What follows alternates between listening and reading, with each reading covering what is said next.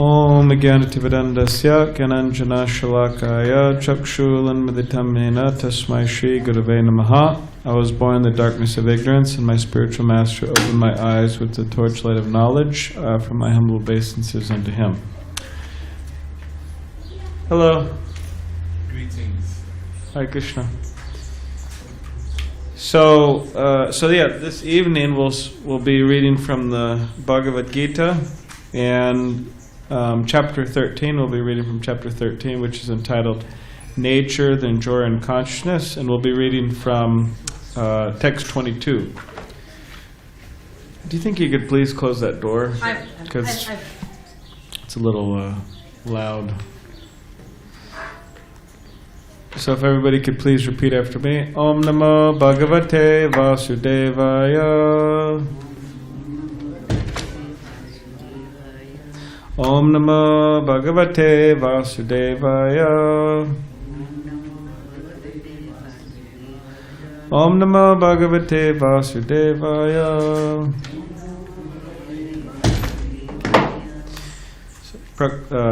Purusho Prakritisto hi bhungte Prakriti Jan Gudan Karanam Gunasangosya Sadasad Yoni Janmasu. So this is the English translation. The living entity in material nature thus follows the ways of life, enjoying the three modes of nature. This is due to his association with that material nature. Thus he meets with good and evil among various species. Purport. This verse is very important for an understanding of how the living entities transmigrate from one body to another. It is explained in the second chapter that the living entity is transmigrating from one body to another, just as one changes dress. This change of dress is due to his attachment to material existence. As long as he is captivated by this false manifestation, he has to continue transmigrating from one body to another. Due to his desire to lord it over material nature, he is put into such undesirable circumstances. Under the influence of material desire, the entity is born sometimes as a demigod, sometimes as a man, sometimes as a beast, as a bird, as a worm, as an aquatic, as a saintly man, as a bug. This is going on. And in all cases, the living entity thinks himself to be the master of his circumstances. Yet, he is under the influence of material nature.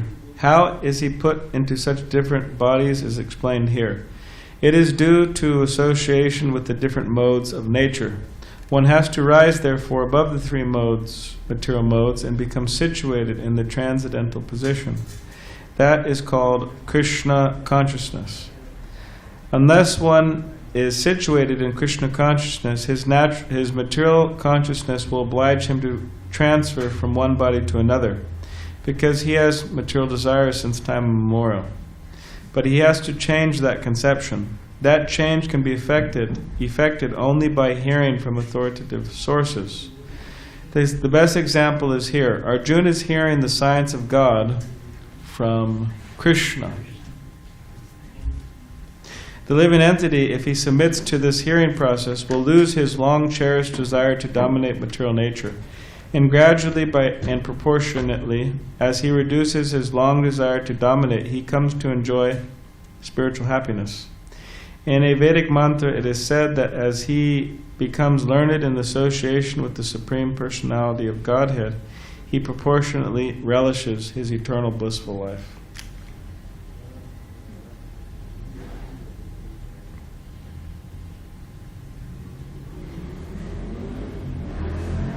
So this particular verse and many verses in the Bhagavad Gita describes a very important idea of the identity of us, the identity of people within this world, being non-material or anti-material. Means that we have a body, we have a particular body, but we are not our body. We're the soul, the spirit soul. So this particular mantra, it's mentioning how, due to our enjoying the three modes of material nature, right?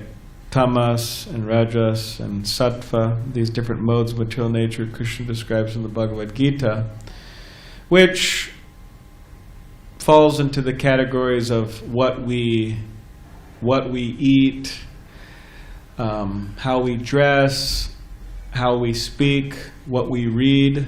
All of these could be in different modes of material nature. Thank you. Thanks. All of these could be in different modes of material nature, or they are in different modes of material nature. So this is problematic because we're actually not meant to be in the modes of material nature. We're meant to be transcendental. The soul's transcendental. So the mode of ignorance, the mode of passion, it is extremely degrading and harmful. For example,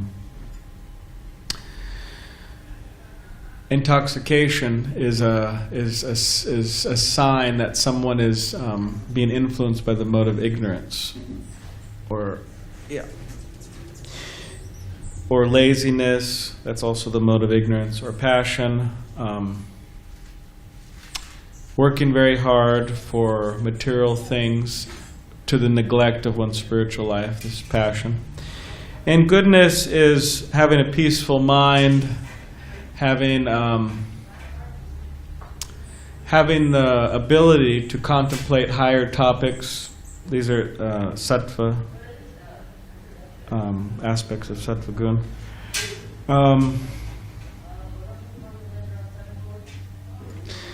So, due to our association with the different modes of material nature, we are born in certain families, or we are born with certain bodies. Like here, Srila Prabhupada mentions, sometimes as a demigod, as a man, as a woman, as a beast, as a worm, as an aquatic, as a saintly man, as a bug.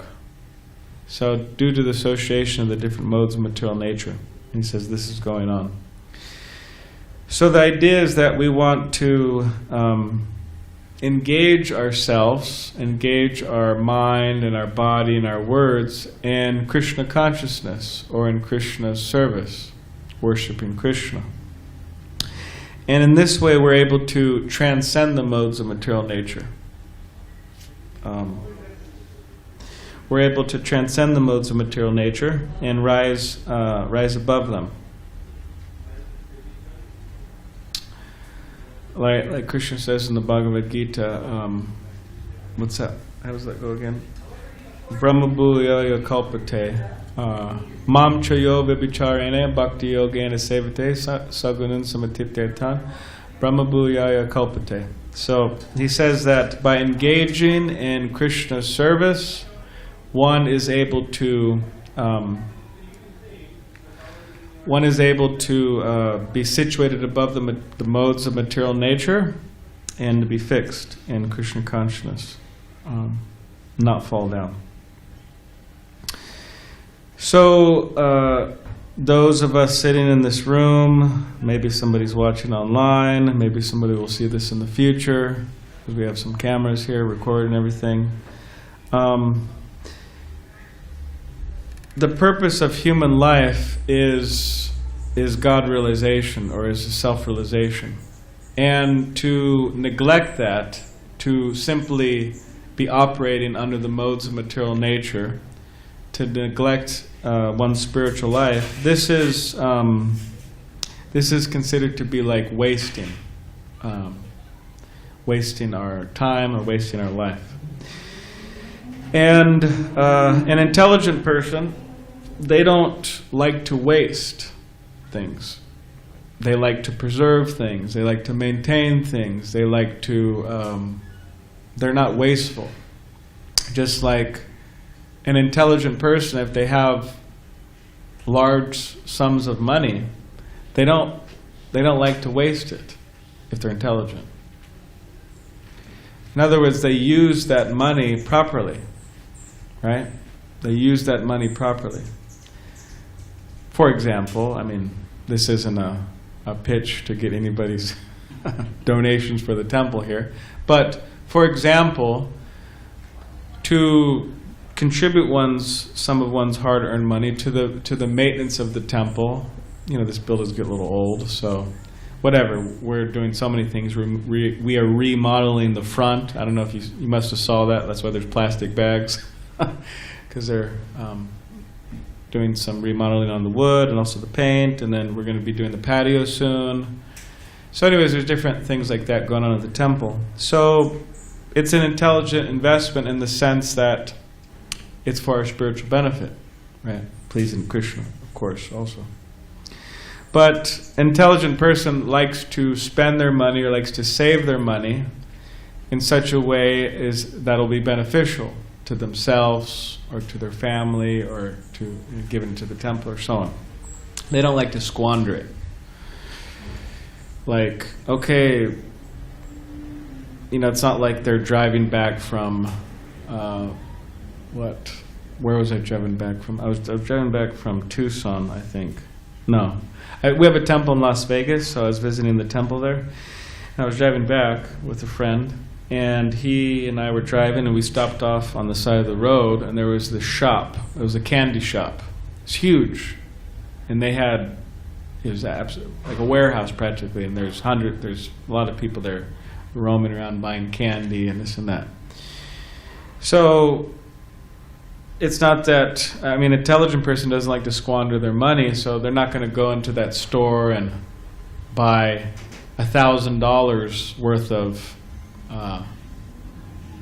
Red 40, because they use that Red 40 dye, Red 40 gummy bears or something, and think, oh yeah, I'm going to distribute this to my friends and my family, or I'm going to keep a lifetime supply for myself. Or they don't have such silly ideas, and they don't do such silly things. They don't squander the money. So, but they like to invest in such a way as they will get return. They will get a good return, right? Profit. In whatever stocks or this or that, whatever they may do. So similarly, with the human form of life, it provides one an opportunity, and how are we going to use it? We could squander it, we could do all types of silly things with our human form of life, or we could invest our time and our energy and whatever we have in the best way that would be most profitable to us spiritually. So that's what's being advised here, that we utilize it properly. In other words, we engage in Krishna consciousness, and to bet on this idea that kind of like procrastination, I'll do it later, tomorrow. They have this in different cultures. Like in Mexico, they say mañana, right? It means tomorrow. I think in Italy they have another word. It means tomorrow. It's a common thing, tomorrow. I'll get to it tomorrow. But it's amazing because people say that, but I mean, it could take a long time. 15 years, 20 years down the road, going with tomorrow. Like sometimes people dream things. Yeah, I'll open a business one day. But sometimes it doesn't happen for 20 years. You're just thinking about it. Procrastination's a very amusing thing, actually. My friend used to tell me procrastination is the thief of time, which means that all the time we spent procrastinating to do something, it's actually stole our time. We could have done a lot more. So, like for example, I was talking with one person here, a family. They came to the Sunday feast. This was some time ago. And I remember them coming years ago, like 10 years ago. I remember them visiting often, the mother and the daughter. And then I didn't see him for years, literally like 10 years. So then I asked him, because I saw him come in. I said, oh, hey, how you doing? I haven't seen you for a while, and nice to see you. And did you like move away, or like, what happened?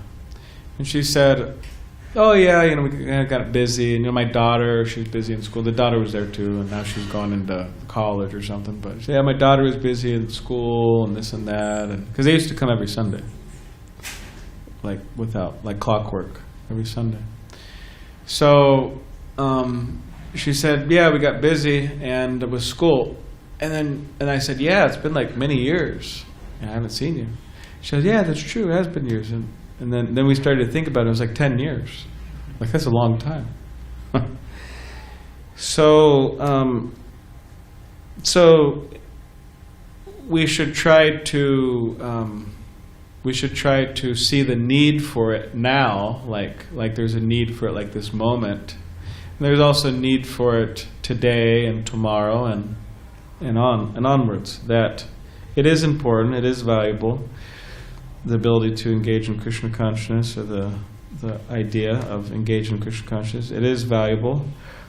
And what's being advised here in the purport is we have these long-standing material desires. In other words, these desires that have nothing to do with Krishna or the Supreme Personality of Godhead.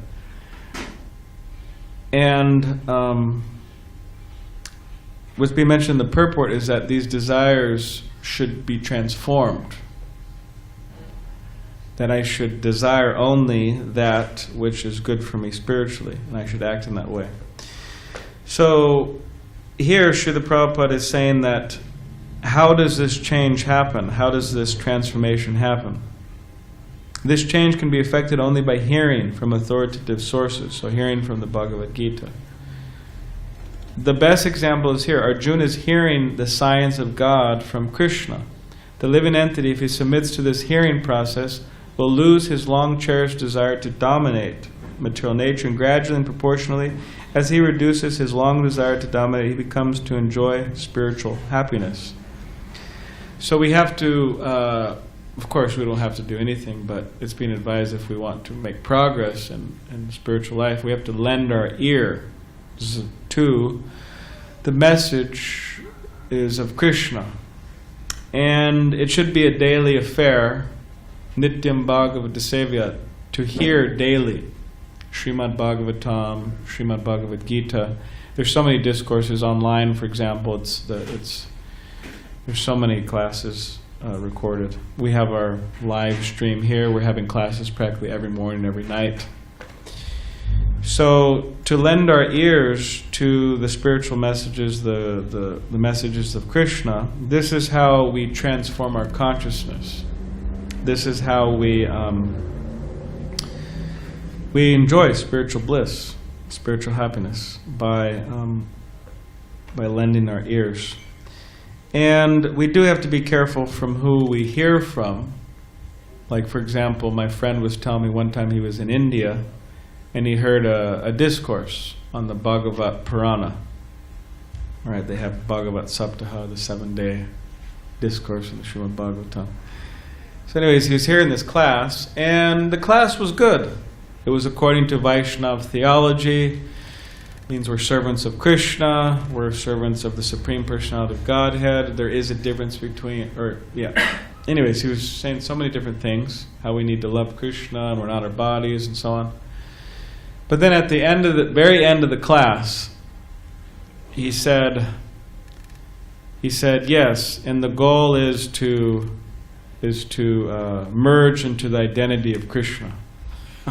And my friend said, oh, well, it all sounded good up until that point. Which, of course, within India, there's different philosophies and theologies, and largely a lot of people in India, they subscribe to this idea of the soul, merging with God. But the Vaishnavas, which maybe they're devotees of Ramchandra, maybe they're devotees of Sitaram, Lakshman Hanuman, maybe they're devotees of Radha Krishna, maybe they're devotees of Lakshmi Narayan. They don't like this idea. And why is that? Because there's three aspects necessary to have a relationship with Krishna, which means the devotee, the act of service, and Bhagavan. So you got Bhakta, Bhakti, and Bhagavan. There has to be these three. Or else, if they're all merged, then where's the loving relationship?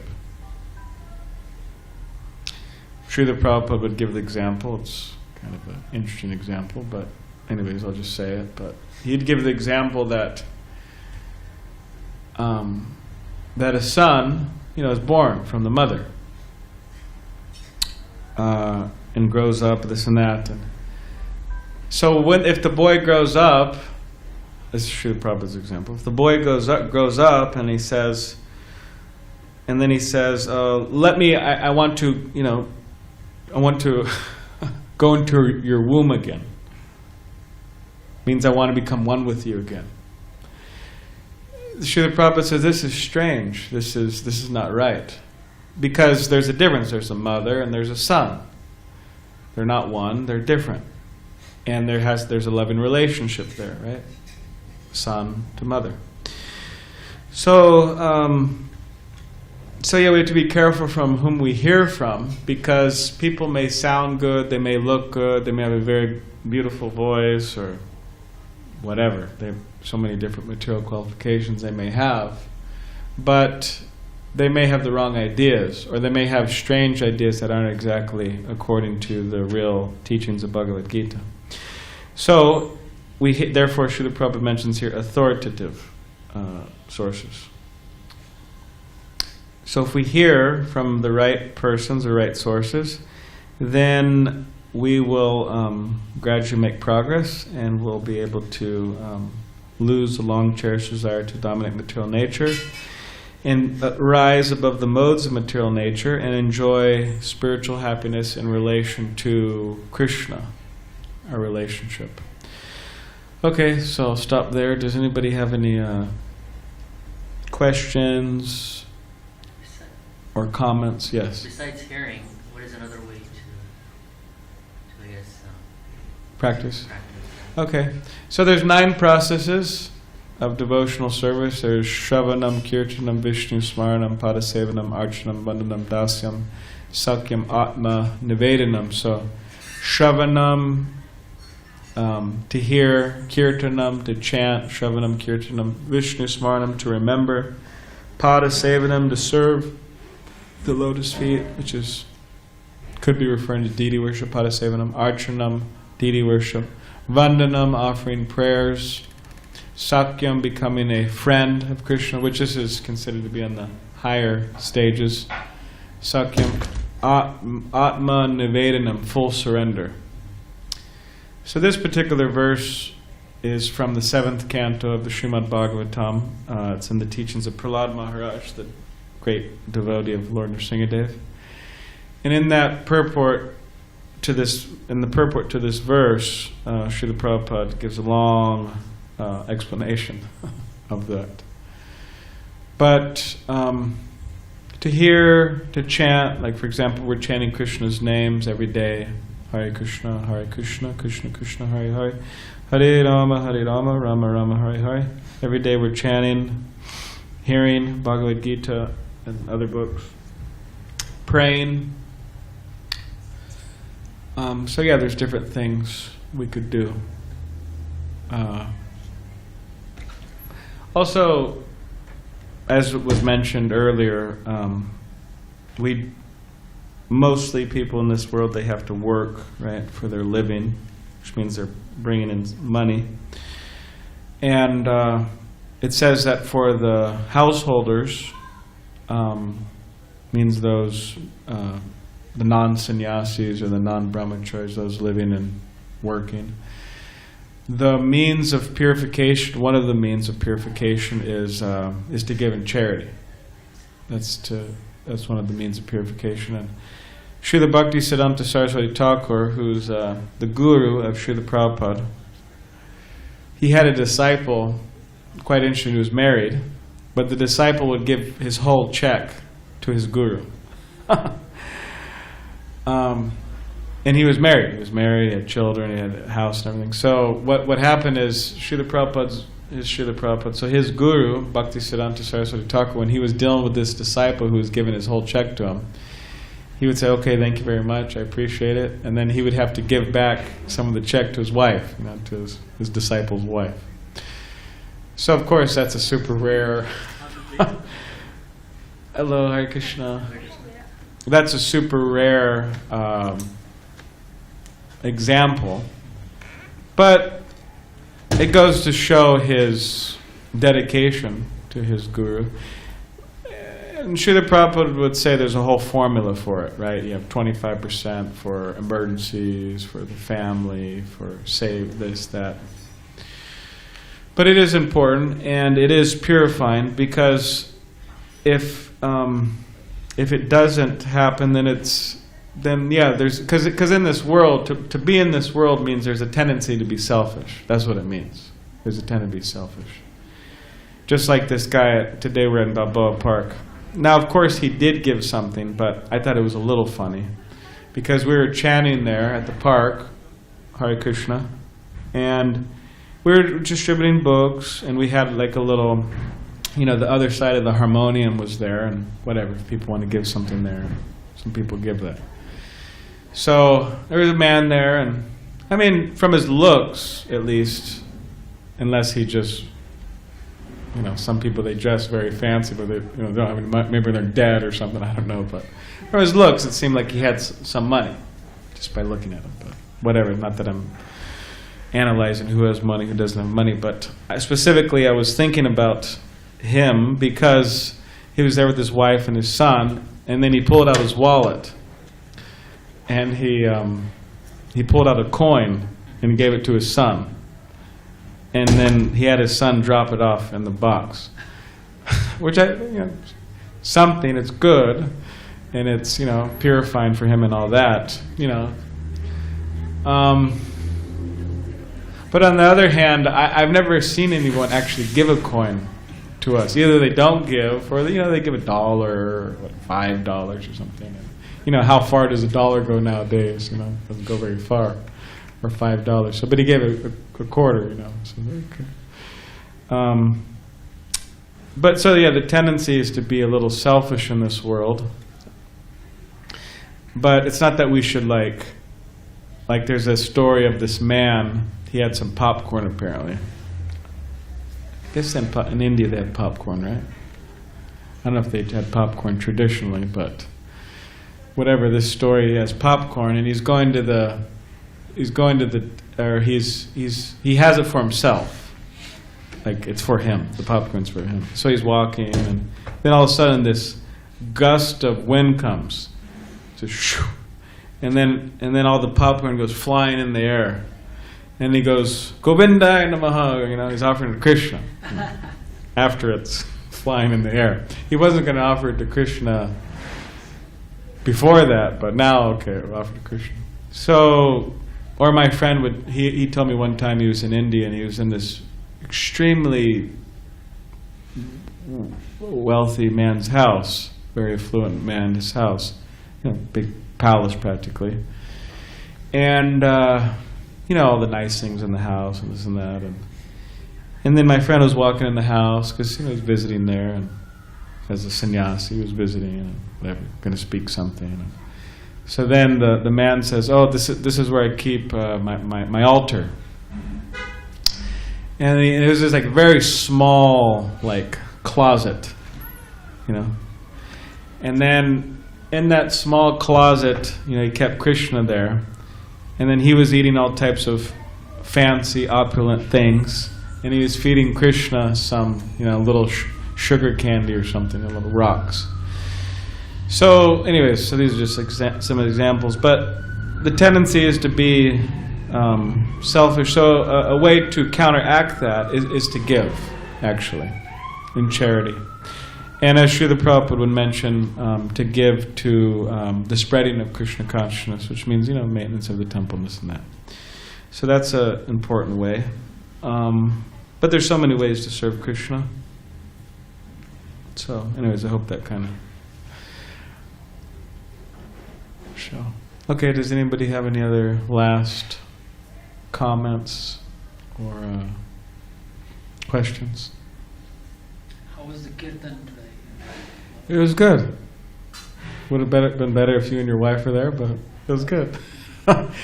No, we chanted from 1 to 5, almost 6 actually. One to about 5:30, almost 6.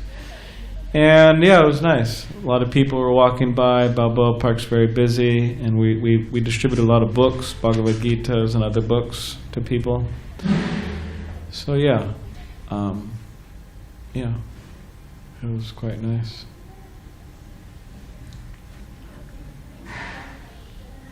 All right. We'll have a Tulsi Puja. This is your first time here? Second. Oh, second time. We Okay. came here, like a few weeks back On Saturday on Saturday when night? yeah, Rath Yatra that day. Oh, Rath Yatra. Yeah. Really? Yeah. Oh.